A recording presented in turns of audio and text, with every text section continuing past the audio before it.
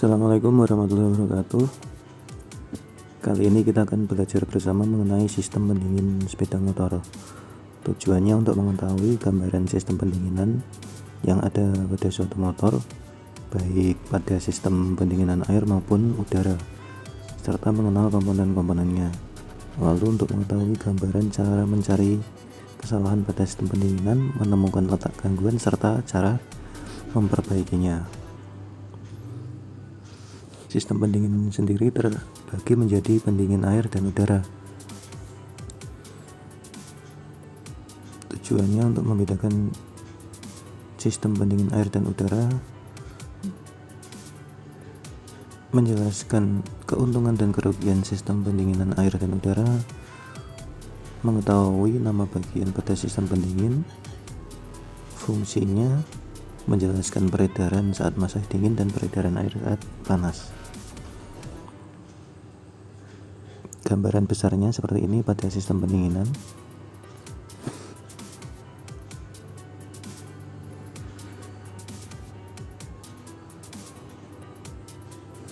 Motor bakar berfungsi mengubah energi panas yang terkandung dalam bahan bakar menjadi tenaga gerak.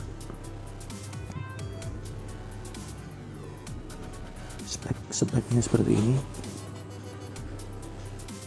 Energi 100%, exhaust gas loss-nya 34%, cooling loss-nya 32%, pumping loss 3%, effective work-nya 25%. Kurang lebih seperti itu. Kurang lebih 32% panas yang diserap ini harus segera dibuang untuk menghindari panas yang berlebihan atau overheating dan cenderung merubah sifat-sifat serta bentuk dari komponen mesin tersebut yang dapat mengakibatkan mesin menjadi rusak. Selain itu, sistem pendinginan mempunyai fungsi menstabilkan temperatur kerja motor supaya stabil, sebab motor yang terlalu dingin mengakibatkan pemakaian bahan bakar menjadi boros. Untuk memperoleh pendinginan bisa dengan cara pendinginan dalam, yaitu pendinginan melalui penguapan bahan bakar di dalam silinder. Lalu pendinginan luar dengan radiasi panas motor yang dipindahkan ke dalam udara luar secara langsung dan dengan hantaran atau pendinginan air. Pendinginan tidak berhubungan langsung dengan udara luar atau pemindahan panas melalui cairan. Pada pendinginan udara, panas motor diambil langsung oleh udara melalui sirip-sirip pendingin. Sirip-sirip ini dipasangkan di sekeliling silinder dan kepala silinder seperti ini.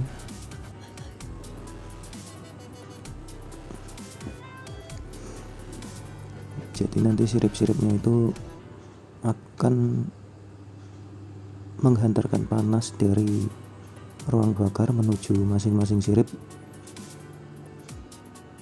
menyebar rata ke semua sirip-sirip pendingin, lalu terkena hembusan angin dari luar sehingga panasnya akan terlepas. Pada pendinginan udara, hembusan udara terjadi pada saat kendaraan berjalan, atau bisa juga dilakukan dengan kipas. Keuntungannya dengan pendinginan udara apa? Konstruksinya lebih sederhana, harga relatif murah, perawatannya relatif mudah atau hampir tidak ada. Kerugiannya pendinginannya tidak merata dan suara motor yang bisa dikatakan sedikit keras atau berisik karena getaran sirip-sirip. Pendinginan ini banyak digunakan pada sepeda motor. Untuk mengefektifkan pendinginan udara banyak dijumpai dengan menambah suatu kipas yang digerakkan langsung oleh poros engkol. Jika motor dihidupkan, kipas akan ikut berputar sehingga udara dialirkan menuju sudut-sudut hantar ke sirip-sirip kepala silinder dan blok. Dengan kipas ini, pendinginan akan lebih merata dibanding yang tidak memakai kipas. Contohnya pada Vespa, Suzuki Jet Cooled RC, Force One, dan mobil. Pada mobil contohnya untuk VW lama, Kombi Kodok, dan yang Safari. Selanjutnya pendinginan air Di dalam pendinginan air ini terdapat water jacket yang menyelubungi silinder, mengelilingi silinder, masuk ke kepala silinder.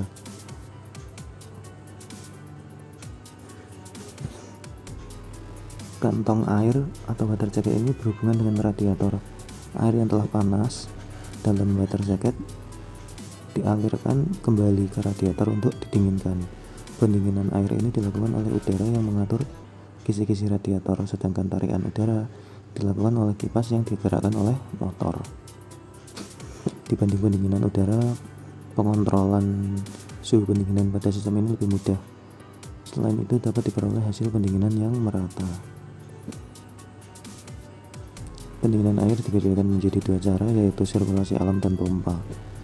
Untuk sirkulasi alam, berat jenis air akan turun bila suhunya bertambah, dan apabila suhunya turun, berat jenisnya naik. Sirkulasi alam bekerja atas dasar adanya perbedaan berat jenis. Air yang telah panas di dalam mesin akan naik ke bagian atas radiator, dan setelah suhunya turun akan mengalir ke bagian bawah radiator untuk seterusnya masuk kembali ke motor atau ke sistem. Seperti ini bahkan sistem pendingin air alami. Radiatornya selang atas, selang bawah, blok motor, dan kepala silinder. Sederhana sekali. Cara kerjanya, saat motor dihidupkan, maka air dalam mesin menjadi panas, volume air mengembang, berat jenis air mengecil. Karena suhunya naik, berat jenisnya mengecil. Air panas naik ke radiator. Dalam radiator air panas didinginkan, maka volume air menyusut, berat jenis air membesar karena suhunya menurun, dan air turun ke motor, dan seterusnya, seperti itu.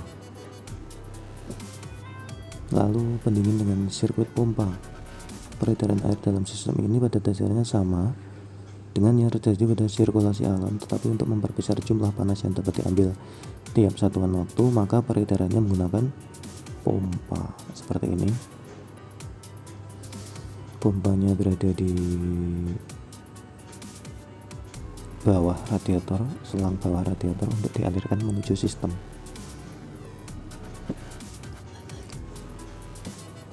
Air mengalir dari motor diteruskan menuju radiator, dan setelah dingin kembali masuk ke motor atau mesin. Kondisi pendinginan menurut sistem ini lebih baik daripada sistem sirkulasi alam. Oleh karena itu sistem ini banyak digunakan. Keuntungannya apa? Pendinginan dapat merata, radiator dapat diperkecil karena aliran air lebih lancar. Walaupun begitu ada kerugiannya, yaitu konstruksinya yang lebih rumit, harganya yang lebih mahal, sering terjadi kebocoran, digunakan pada kebanyakan mobil, truk, dan motor stasioner besar. Lalu temperatur kerja antara 80-90 derajat Celcius. Lalu nama-nama bagian pendinginan air sirkulasi pompa. Ada kantong air, selang atas, selang bawah, radiatornya, termostat, pompa air, ventilator, tutup radiator, dan reservoir. Kantong air bagi tempat peredaran air dalam motor akan dialirkan ke tempat yang memerlukan pendinginan, blok, dan kepala silinder. Selang untuk memindahkan air panas dari kantong air radiator dan sebaliknya. Radiator untuk mendinginkan air tentu saja dengan memindahkan panas ke udara luar. Reservoir persediaan air untuk menyeimbangkan perbedaan volume air pendingin akibat panas. Tutup radiator untuk menaikkan dan menstabilkan tekanan air dalam sistem pendinginan atau mengatur tekanan air.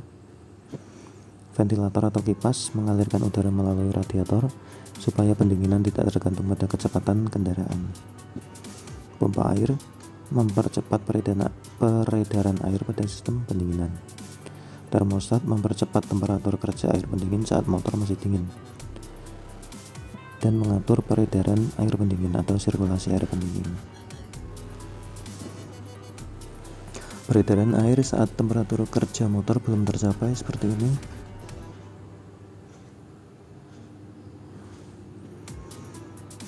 melewati saluran bypass langsung masuk kembali ke sistem karena katup termostatnya belum bekerja. Temperatur air di bawah temperatur buka termostat, jadi katup termostatnya belum terbuka. Jadi air mengalir dari kepala silinder melalui bypass masuk lagi ke dalam sistem melewati blok motor, blok silinder, dan kepala silinder. Tujuannya apa? Agar semua bagian motor akan dipanaskan merata dan agar temperatur kerja motor tercapai. Saat temperatur kerja motor tercapai, peredarannya menjadi seperti ini. Termostatnya terbuka sehingga air panas dapat masuk melalui radiator untuk didinginkan. Lalu setelah sampai di bawah akan dipompa kembali menuju sistem ke mesin. Temperatur air mencapai temperatur buka termostat. Air mengalir dari kepala silinder ke radiator melalui selang atas. Air lalu dingin dipindahkan dari radiator ke blok silinder melalui selang bawah. Peredaran air diatur oleh katup termostat supaya temperatur air mencapai temperatur kerja yang berkisar antara 80 sampai 90 derajat Celcius. Tujuannya apa? Agar air pendingin motor dalam keadaan temperatur kerja. Demikian penjelasan mengenai sistem pendingin. Kurang lebihnya mohon maaf. Assalamualaikum warahmatullahi wabarakatuh.